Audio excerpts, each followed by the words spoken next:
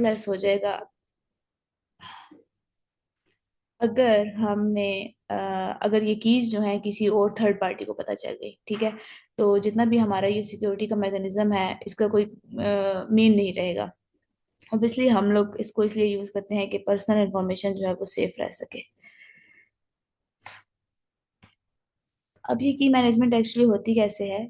जैसे आपने पीछे एक फिगर देखी थी कि एसिमेट्रिक की में क्या होता है कि पब्लिक किसी दूसरे की पब्लिक की से रिसीवर की पब्लिक की से इनक्रिप्ट किया जाता है, ठीक है, और फिर वो अपनी प्राइवेट की से उसको डिक्रिप्ट कर सकता है। तो की management refer to the processes and procedures involve in generating, storing, distributing, and managing cryptographic keys used in cryptographic algorithm to protect sensitive data।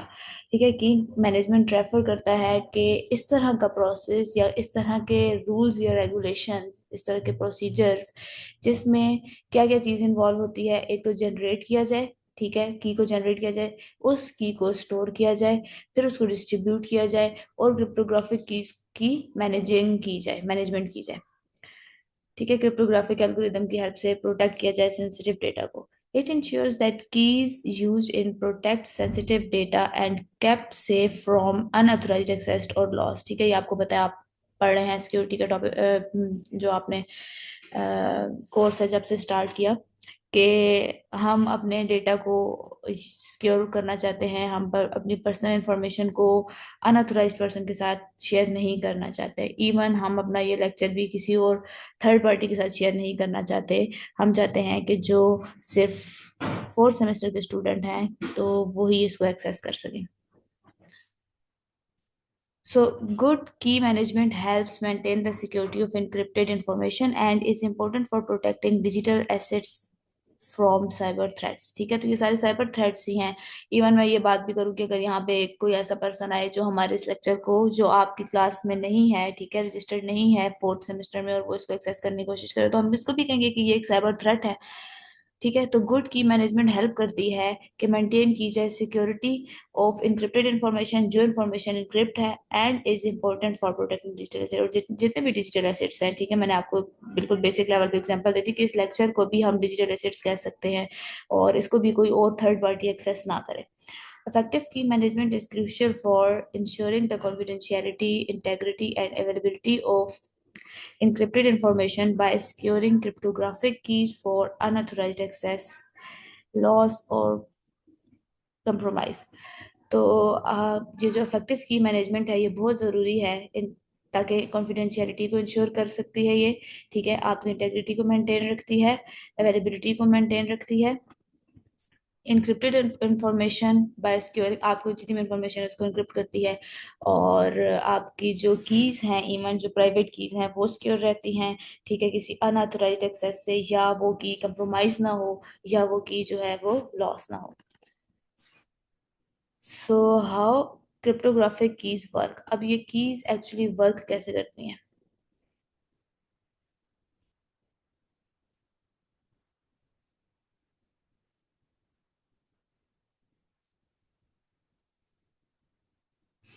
Cryptographic keys are special codes that protect information by locking, encrypting and unlocking, decrypting it। ठीक है, जैसे मैंने पहली slide में बात की, encrypt का मतलब है कि हम अपनी पर्सनल इंफॉर्मेशन को लॉक कर रहे हैं, और जब रिसीवर जो है उसको रिसीव करता है तो वो उसको डिक्रिप्ट करता है, यानी अनलॉक करता है उस इंफॉर्मेशन को। अब सिमेट्रिक की क्रिप्टोग्राफी या पढ़ चुके हैं कि सिंगल की शेयर हो रही है, ठीक है, दोनों, और ये दोनों काम परफॉर्म करती है कि वो आपके मैसेज को सिक्योरली सेंड करती है, और फिर वही की जो है रिसीवर एंड पे उसको अनलॉक कर देती है, डिक्रिप्ट कर देती है, और रिसीवर उसको रिसीव कर देता है as a plain text. Asymmetric key में क्या है कि ये काम जो है दो कीज के साथ हो रहे हैं। आप ये पेपर में वैसे लिख चुके हैं कि पब्लिक की जो है, किसी की पब्लिक की जो है वो हर पर्सन को अनाउंस की जाती है, ठीक है। A public key that anyone can use to encrypt message और verify signatures, ठीक है, उससे आप वेरीफाई कर सकते हैं सिग्नेचर्स। मतलब अगर पब्लिक की है किसी की, तो उससे आपको पता चलता है कि आप उससे उस डेटा को इनक्रिप्ट कर सकते हैं।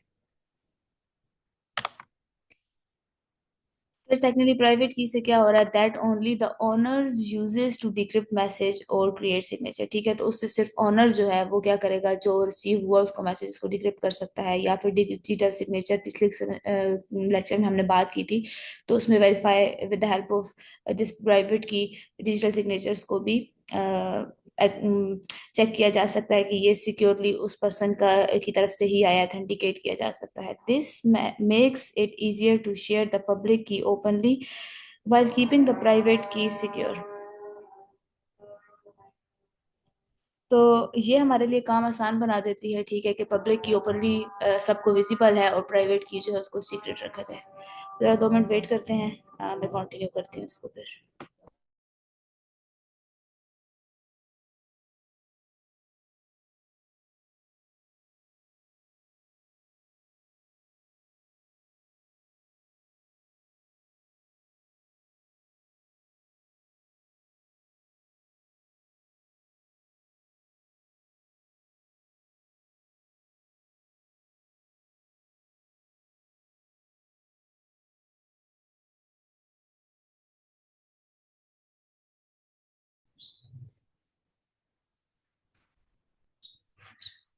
तो ये जो कीज हैं, इनको प्रॉपरली अगर मैनेज ना किया जाए, ठीक है, तो भी प्रॉब्लम है ऑब्वियसली। जैसे हमने शुरू में बात की कि अगर आपने आपकी की जो है किसी थर्ड पार्टी को पता चल जाती है, तो कोई फायदा नहीं इन कीज का या इन इंक्रिप्शन डिक्रिप्शन का। ठीक है, अगेन क्योंकि आपका डेटा जो है वो ब्रीच हो सकता है, आपका डेटा लॉस हो सकता है, वो थर्ड पार्टी तक जा सकता है।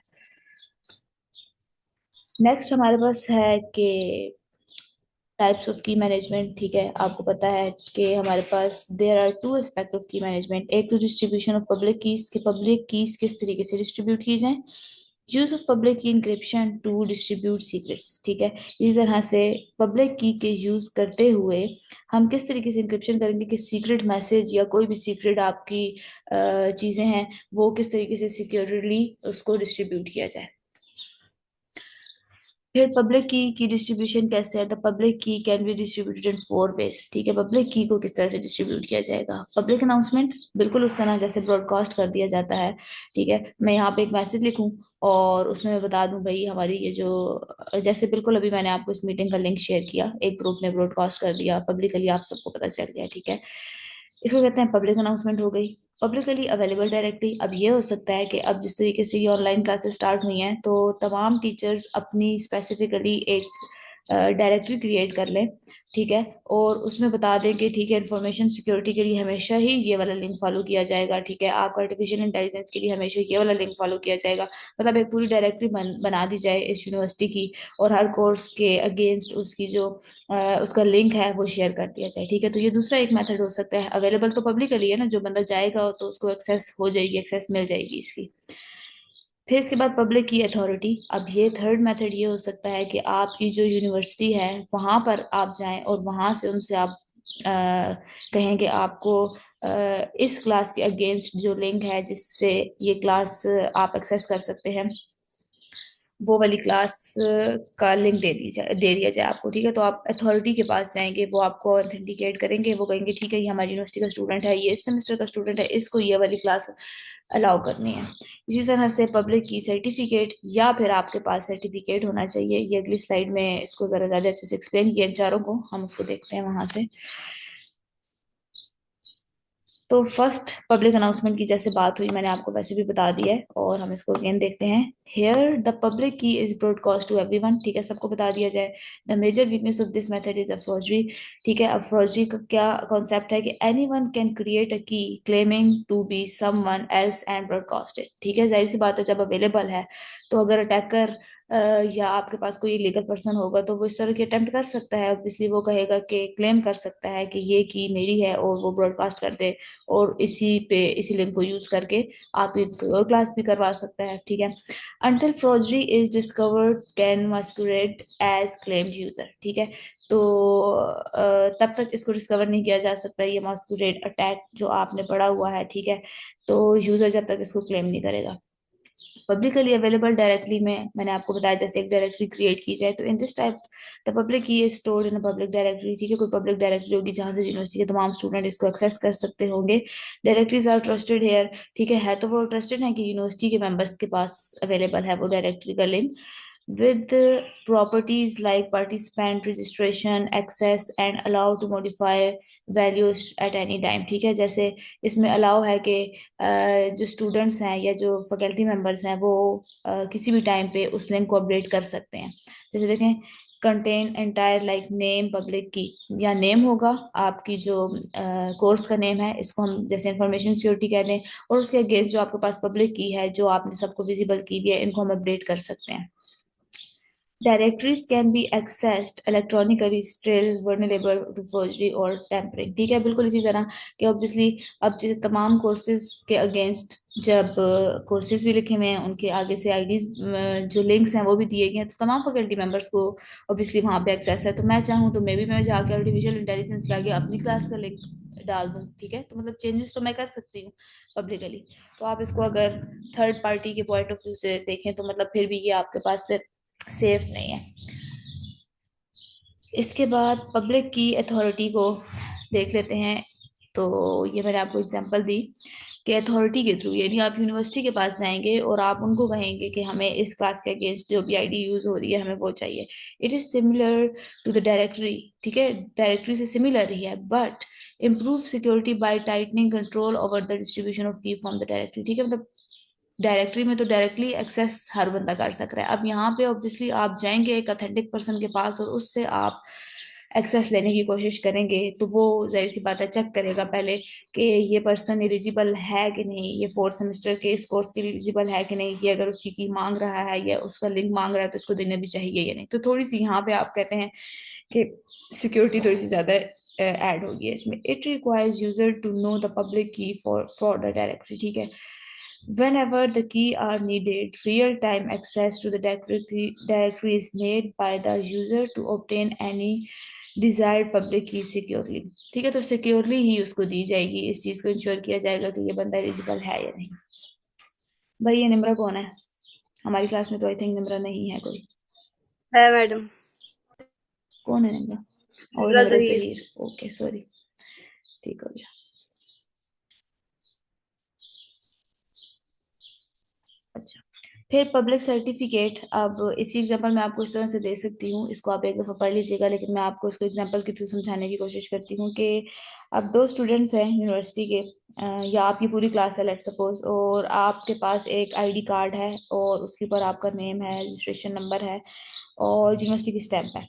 तो इट मीन्स कि इससे पता चलता है कि आप जो है एक क्लास के स्टूडेंट हैं और आप सिक्योरली एक दूसरे के साथ कम्युनिकेट कर सकते हैं, आप अपने लेक्चर शेयर कर सकते हैं, यूनिवर्सिटी के जितने भी फोर्थ सेमेस्टर के रिक्वायर्ड कोर्सेज हैं आप उनको रजिस्टर कर सकते हैं। ठीक है, अब इसके लिए ज़रूरी नहीं है, एक दफ़ा सर्टिफिकेट मिल गया आपको, ठीक है, ये जो आईडी कार्ड है इसके ऊपर जो यूनिवर्सिटी की स्टैंप है ये आपको बताती है कि आप सर्टिफाइड पर्सन हैं, इस यूनिवर्सिटी के इस बैच के स्टूडेंट हैं, आपका अगेंस्ट ये वाली आईडी आपको एलोकेट की गई है।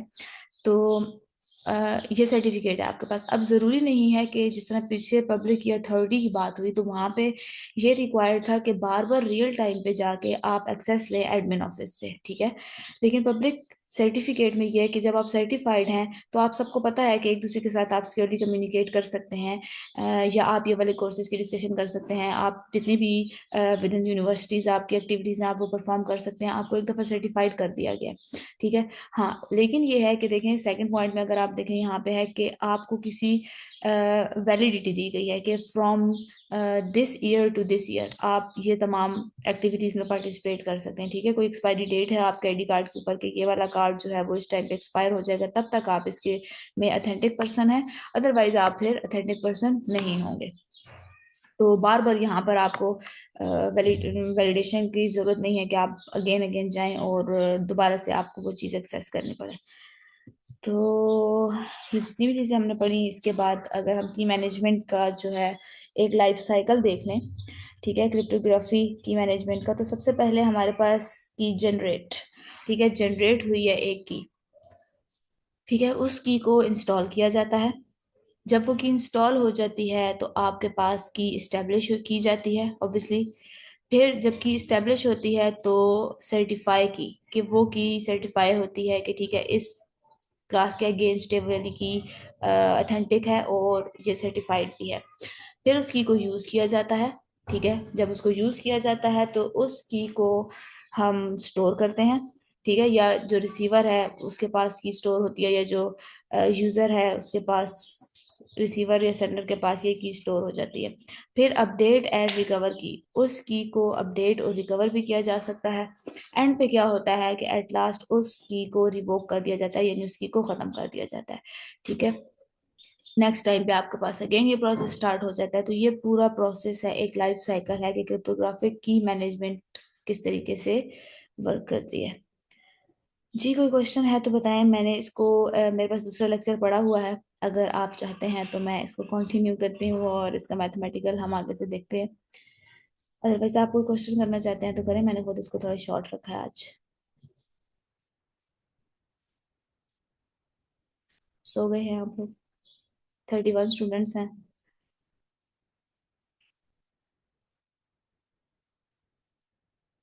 आप लोगों को मेरी आवाज़ आ रही है